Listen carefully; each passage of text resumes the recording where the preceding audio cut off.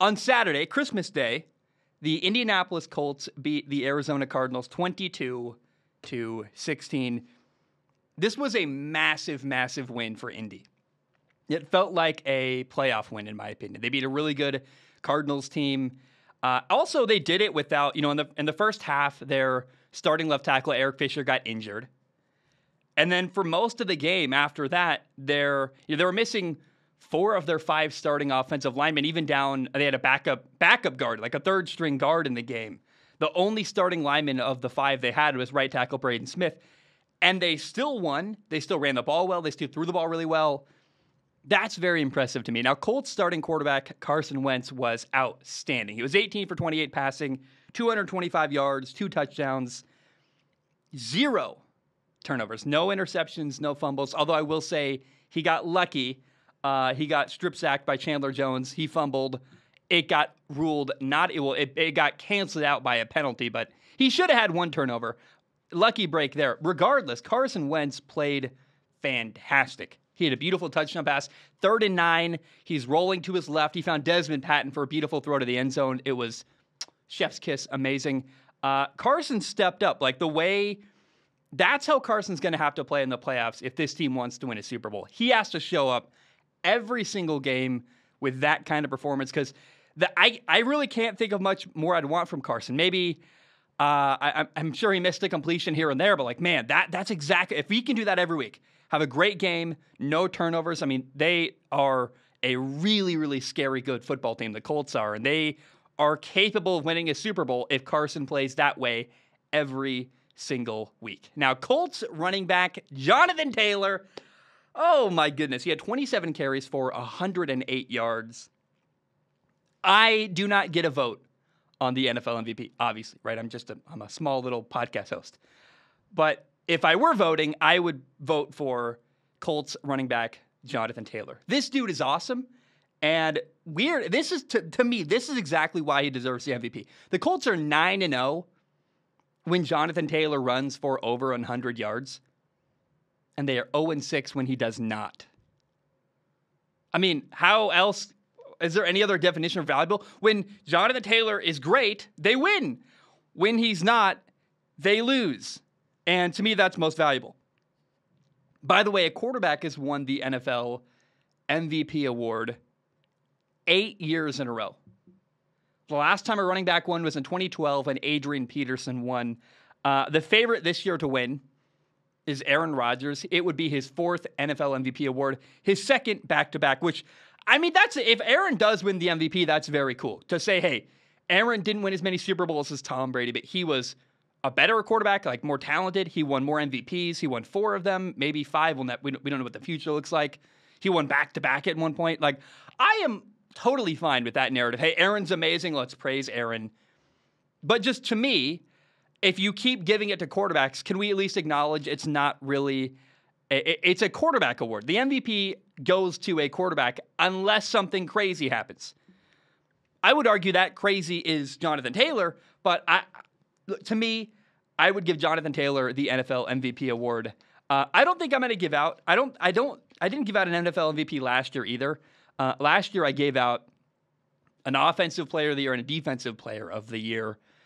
I think an even better answer might just be to say best quarterback, best running back, best receiver, best linebacker, best defensive end, that kind of thing. But also, is it best or is it best performance, best year? Because Cooper Kupp is probably having the best year of any receiver in the NFL. Is he the best receiver in the NFL? How do you quantify? All these awards are weird to me, but if I had to say, because again, I don't love awards, but if I had to say, I would say that Jonathan Taylor is the NFL MVP.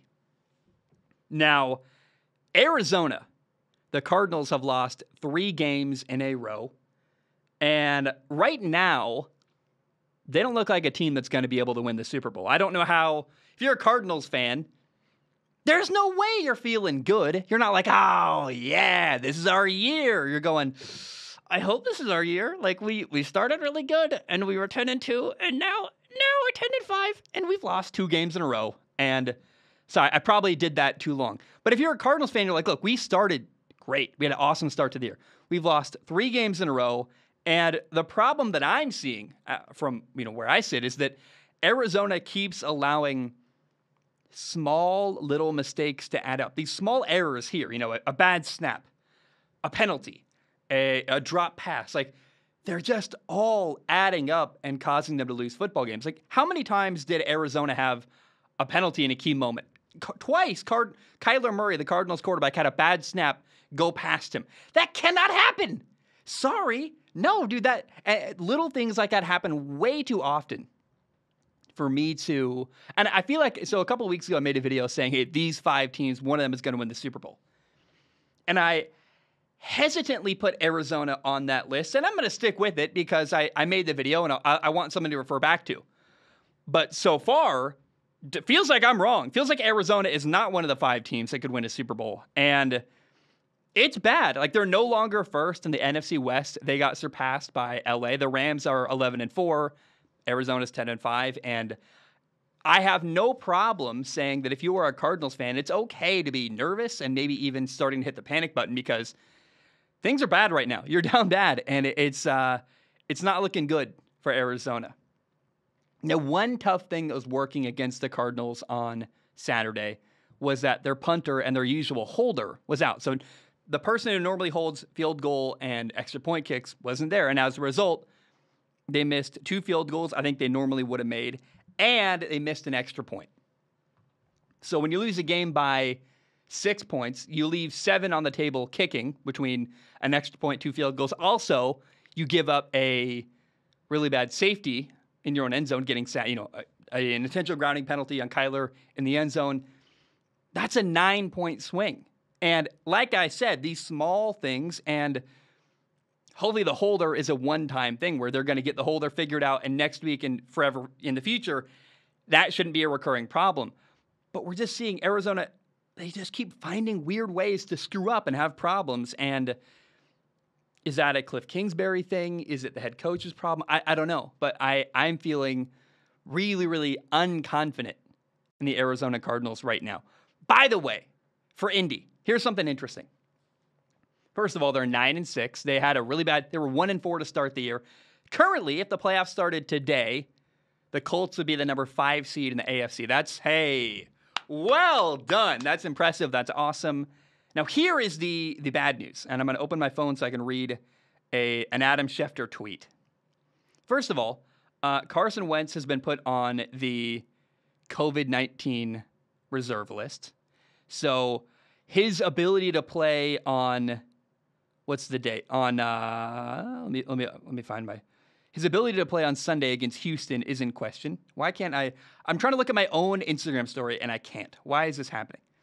So he got placed on the COVID-19 reserve list, and then we found out from here. I'm going to read the Adam Schefter tweet. The NFL and the NFLPA now have adopted the new CDC guidelines that reduce the quarantine time from 5 days to 5 days. It was 10 days. If you tested positive, it was a 10-day quarantine.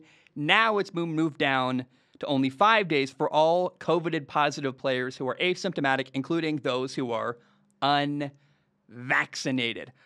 Boom! So, Carson Wentz, for a brief moment today, I went, oh, crap. Carson's not going to be able to play on Sunday. And then I went, oh, wait. The NFL's really finding it, because I was going to cover it from the angle that, hey, this could be the very first of a cascade of problems. Because throughout the entire NFL playoffs, in the Super Bowl, you don't want starting quarterbacks missing playoff games. I cracked my voice. I cracked. You don't want starting quarterbacks missing playoff games and the Super Bowl. That's a horrible thought. And so I like that the NFL, whether, they're looking at the CDC and saying, hey, we're going to change our guidelines. And the result is it's going to be a lot easier for people like Carson Wentz to get on the field after testing positive or being in close contact or whatever happens. So cross your fingers if you're a Colts fan. I want to see the Colts make the playoffs. I want to see them finish this journey. So I am rooting for Carson to get back on the field on Sunday, and keep your eye on that.